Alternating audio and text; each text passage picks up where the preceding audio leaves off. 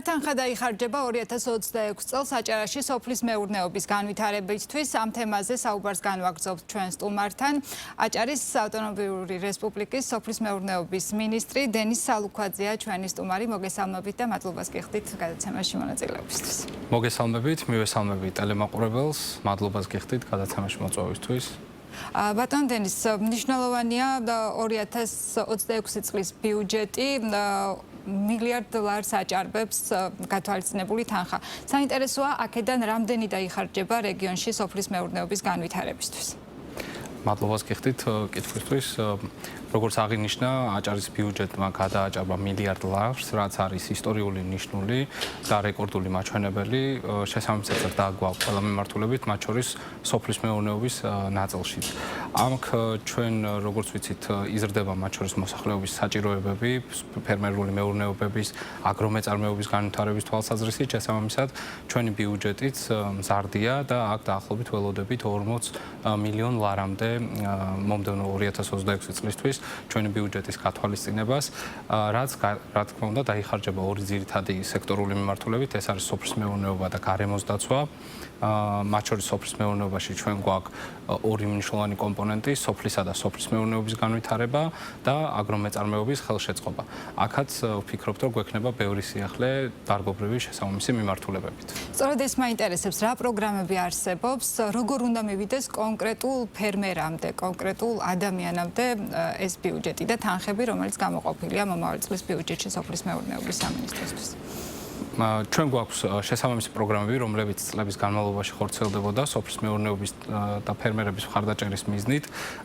მომდევნო წლისთვის ვფიქრობთ, ეს პროგრამები გავხადოთ უფრო მრავალკომპონენტიანი და მრავალპროფილური, ვინაიდან საჭიროებები, როგორც აღინიშნა, იზრდება ჩვენი ფერმერების და ვფიქრობთ, რომ საოჯახო მეურნეობები ეტაპობრივად უნდა გადავიყვანოთ აგრომეწარმეობის მიმართულებით. მათ შორის ხელი შეუწყოთ სასოფლო-სამეურნეო საქმიანობას.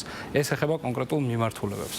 მაგალითად, თუ ავიღებთ მემცენარეობის მიმართულებით, ჩვენ ვფიქრობთ, შეთავაზებები გვექნება მათ შორის თანადაფინანსების კუთხით, როგორც ნერგების, ასევე სარწყავი სისტემის, ბოძების, ტექნიკური საშუალებების და სხვა მიმართულებით ეს დაახლოებით იქნება 70%-იანი თანადაფინანსება.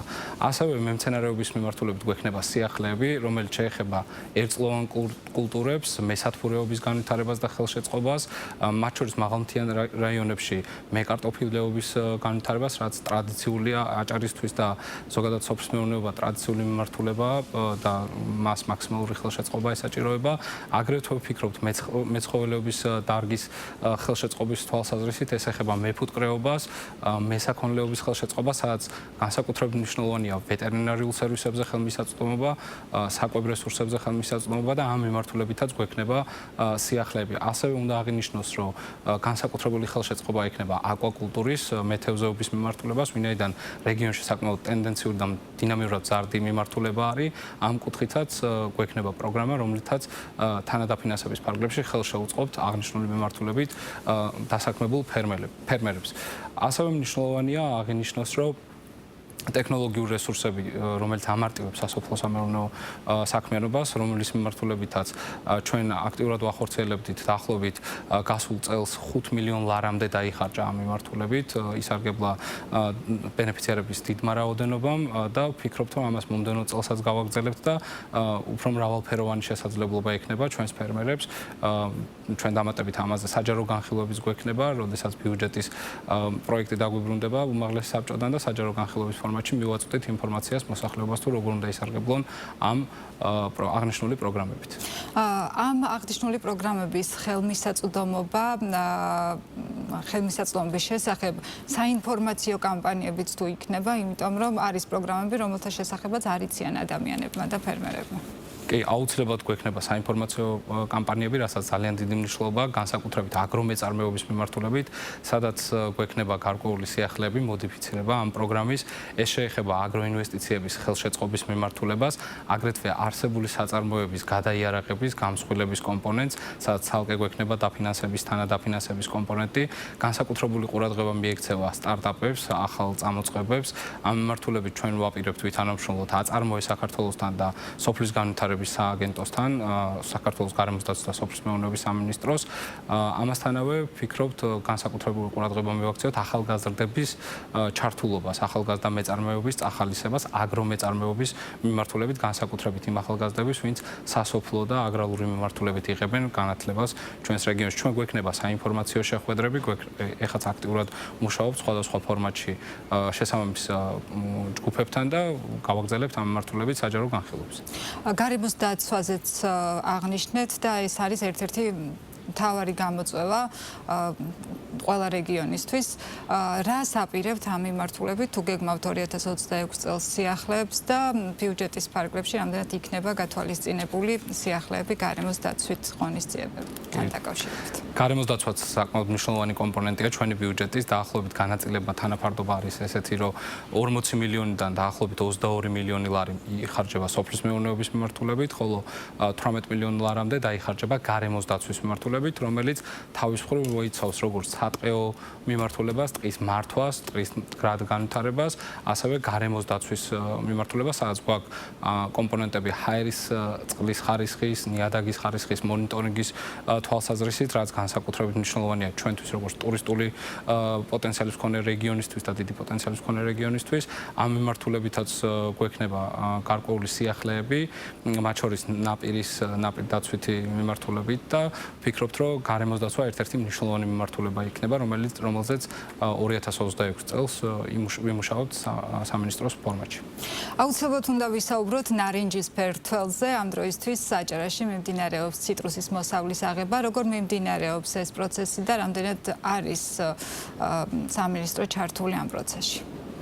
სამინისტრო აქტიურად არის ჩართული ამ ნარინჯისფერი თველის პროცესში. კერძოდ გასულ კვირას ჩვენ მქონდა შესაძლებლობა აჭარის მთავრობის თავმჯდომარესთან ბატონ სულხან თამაზაშვილთან, საქართველოს გარემოს დაცვისა და სოფლის მეურნეობის მინისტრთან ბატონ დავით სონღულაშვილთან ერთად გავხსენით ციტრუსის საკოორდინაციო შტაბი, რომელიც იმუშავებს როგორც სტანდარტული ციტრუსის საექსპორტო ლოჯისტიკური მიმართულების ხელშეწყობით, ასევე იმუშავებს არასტანდარტული მანდარინის ციტრუსის მიღება გადამუშავების ხელშეწყობის მიმართულებით. საკოორდინაციო შტაბის შექმნამდე, რა თქმა უნდა, ჰქონდა სამუშაო შეხვედრები შესაბამის პირებთან. დაახლოებით 20-ზე მეტი პავილიონი მიმღებ დამხარისხებელი პავილიონი იმუშავებს აჭარაში, რომელიც საექსპორტო გაამზადებს ციტრუსს.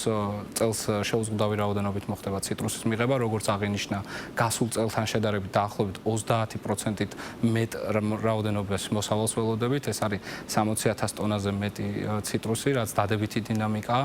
შესაბამისად, ამ მიმართულების შტაბი განსაკუთრებულ რეჟიმში იმუშავებს იმისათვის, რომ ხელი შეუწყოთ როგორც საექსპორტო მიმართულებას, ასევე გადამუშავებას არასტანდარტული, ეგრეთ წოდებული სამრეწველო ციტრუსის. აქ ასევე აუცილებლად უნდა აღინიშნოს სუბსიდიის ნაწილი, სადაც საკმაოდ მაღალი ფასი იქნება სუბსიდიაზე წელს, ეს არის 40 თეთრი, საიდანაც დაახლოებით 90%-ს 35 თეთრს აფინანსებს აჭარის მთავრობა, ასევე ცენტრალურ სამინისტროსთან კოორდინაციით შტაბში გვექნება დანერგილი ახალი პროგრამა, რაც დისტანციური კონტროლის შესაძლებლობას მოგცემს. ამუშავდება ცხელი ხაზი, ეს არის 1501, სადაც მოქალაქეებს ექნებათ შესაძლებლობა ცალკეულ საკითხებზე დაგვიკავშირდნენ და სხვა ინფორმაცია მიიღონ ჩვენი შტაბის მუშაობის ფორმატში. რადგან გასულ წელთან შედარებით მოსავალი დიდია, რეალიზაციის საკითხი არის თუ არა პრობლემური ამ ეტაპზე?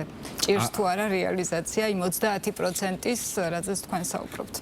როგორც აღნიშნეთ, ჩვენ მოსამზადებელი სამუშაოები ქონდა, მათ შორის მიმღებ საწარმოებთან, რომლებიც რეგიონში ფუნქციონირებენ, ეს არის 20-ზე მეტი საწარმო, რომელთაც და 2 გადამამუშავებელი საწარმო, რომლებიც გვაქვს ინფორმაცია, რომ განუსაზღვრელი რაოდენობით შეძლებენ მიღებას ციტრუსის წელს. შესაბამისად, ამ მიმართულებით შეფერხება არ გვექნება. დიდი მადლობა სტუმრობისთვის. აჭარის სოფლის მეურნეობის მინისტრი დენის სალუქვაძე საუბრობდა მოამბე რეგიონების ეთერში.